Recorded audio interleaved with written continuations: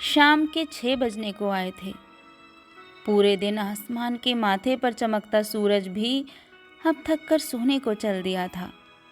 जाती हुई धूप का एक सुनहरा पीला टुकड़ा मेरी हथेलियों पर उतर आया था। सारा आसमान पीला नारंगी हो चला था। ऐसे समय जब दोपहर मिल रहे होते हैं, गोधूली के समय, मुझे मथुरा की गुनगुनाती हुई शामें, घंटियों की आवाज़ें और गूंजते हुए कान्हा के भजन, वही सब याद आता है। रोहित के पापा तो कहते हैं कि शाम तो कहीं भी हो, पूरी दुनिया में एक सी ही तो होती है, क्या बरेली क्या मथुरा। पर कहाँ एक सी। यहाँ बरेली की शाम शोरगुल से भरी पर फिर भी उदास लगती है मुझे, चुप सी। अपना घर तो हमारा मथुरा में है, अभी नया ही तो बनवाया है, 2-3 साल हुए हैं। दीवारों में से मुझे तो अभी भी नए पेंट की खुशबू आती है और कच्चे आंगन में से मिट्टी की। मैंने अपने घर के आंगन का कुछ हिस्सा कच्चा ही रहने दिया था, जहाँ मेरी तुलसी रानी और कुछ फूल लगे होते हैं। मौसम की पहली बारिश की बूंदें जब आंगन के उस हिस्से पर पड़ती हैं तो सारे फूल खिलखिला उठते हैं और मिट्टी की सौंधी खुशबू से सारा घर भर जाता है। पर सबसे लड़ाई करनी पड़ी थी मुझे इस चक्कर में, घर बनवाने के चक्कर में। पहले तो कच्चे आंगन को देखकर रोहित ने ही कहा था, माँ ये क्या, आजकल कच्चा आंगन कौन रखता है, बारिश होते ही कीचड़ हो जाया करेगी और फिर काम भी तो तुम्हारा बढ़ेगा ना, साफ सफाई का। और दूसरी तरफ दीवारों के रंग को लेकर वो यूं कि मुझे पीला रंग बहुत पसंद है। वो हल्का दबा दबा सा पीला नहीं, सूरजमुखी जैसा पीला, कनेर के पीले फूल जैसा चटक। घर के आंगन में भी तुलसी के साथ पीले कनेर ही लगे हैं। तो जब घर की दीवारों पर रंग क्या हो ये बात आई तो मैंने कहा, मेरी रसोई और मेरे कमरे की खिड़की वाली दीवार, भाई देखो मुझे तो पीले रंग की चाहिए। आजकल तो चलन में भी है कि 2 रंग की अलग अलग दीवारें भी अच्छी लगती हैं। क्या राजो, तुझे अब बुढ़ापे में भी इतने चटक रंग पसंद हैं? हंस दिए थे रोहित के पापा। क्यों, किसने कहा कि बुढ़ापे में फीके बेरंग हो जाओ और ओढ़ लो चुप्पी की चादर? बस देखो, आधी जिंदगी मैंने तुम्हारी सरकारी नौकरी और ट्रांसफर्स के चक्कर में किराए के घरों में काट दी है। अब मुझे अपना घर मिला है तुम्हारे रिटायरमेंट के बाद। सारी जिंदगी घर की जिम्मेदारियां मैंने संभाली हैं, तो अब घर का कुछ हिस्सा तो मेरे मन मुताबिक होना ही चाहिए ना। मैंने भी हार नहीं मानी, जिद ठान ही ली थी। रही बात पीले रंग की, तो तुम्हें पता है ना कि मुझे पसंद है। पीला रंग उम्मीद का रंग है, एक नए दिन नई सुबह का रंग है, प्रकाश का रंग है पीला, सूरज की सुनहरी किरणें पीली। और कान्हा जी का पीताम्बर भी तो है पीला।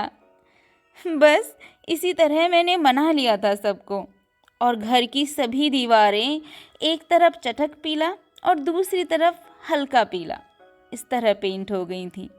बहुत सुंदर है मेरा पीली दीवारों वाला घर। मथुरा से बरेली हम लोग 5 महीने पहले आए थे।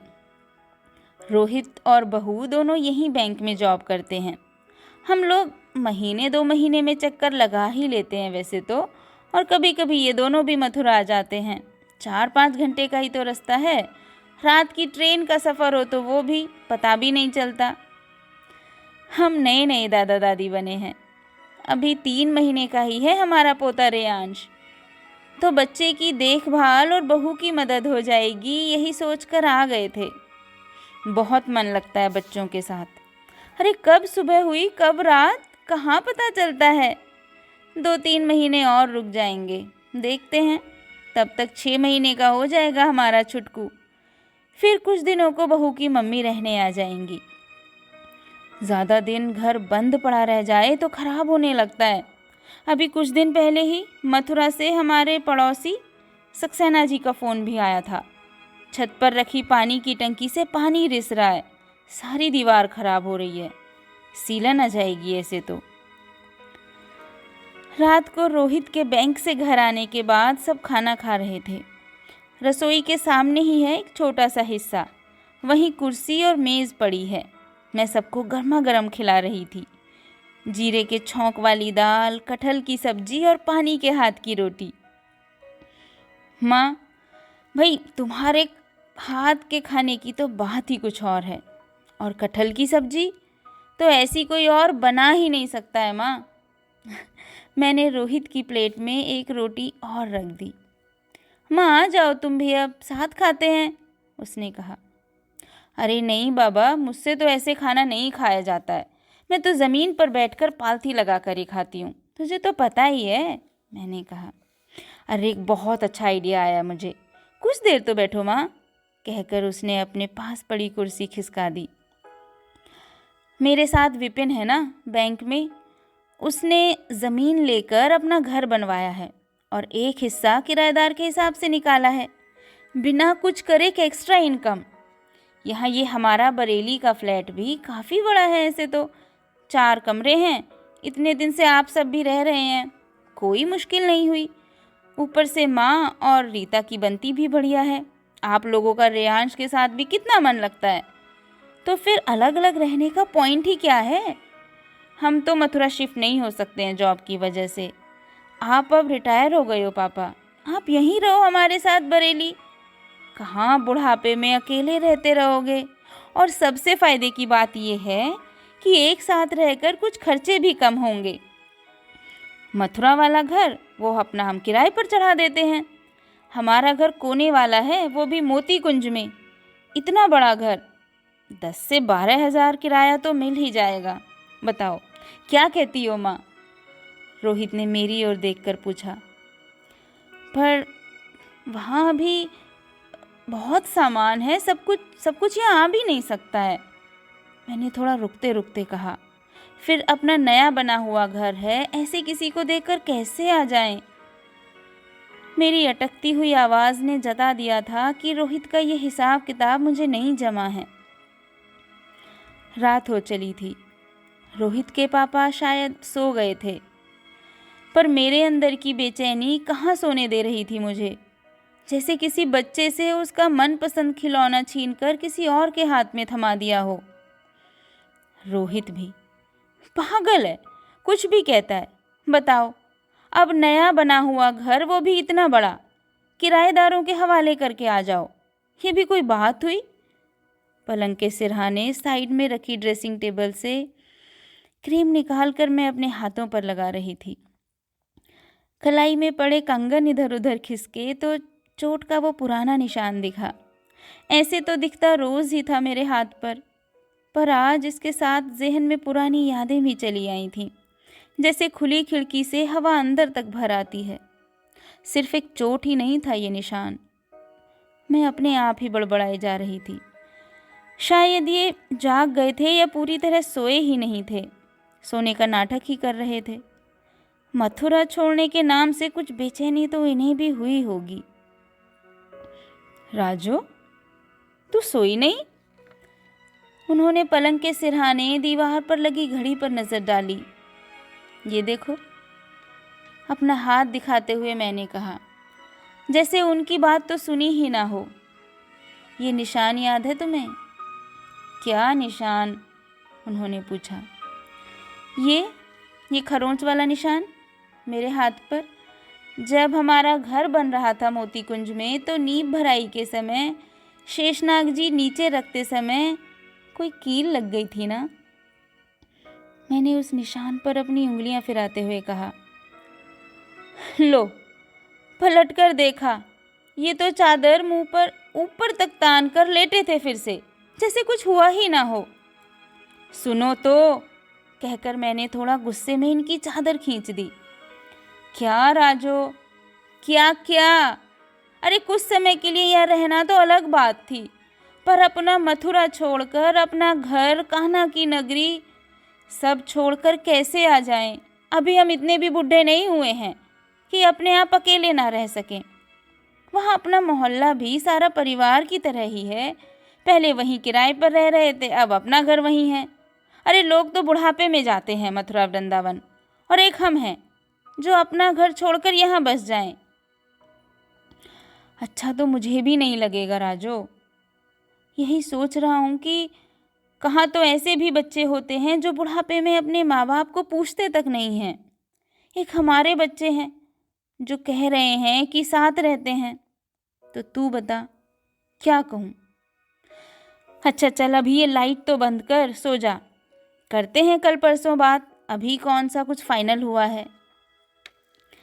अगली सुबह रसोई में बेड़ई पूरी और आलू की सब्जी बन रही थी और हमेशा की तरह मेरे फ़ोन में विनोद अग्रवाल जी की आवाज़ में कान्हा के भजन। वाह वाह, आज तो बरेली में मथुरा की खुशबू।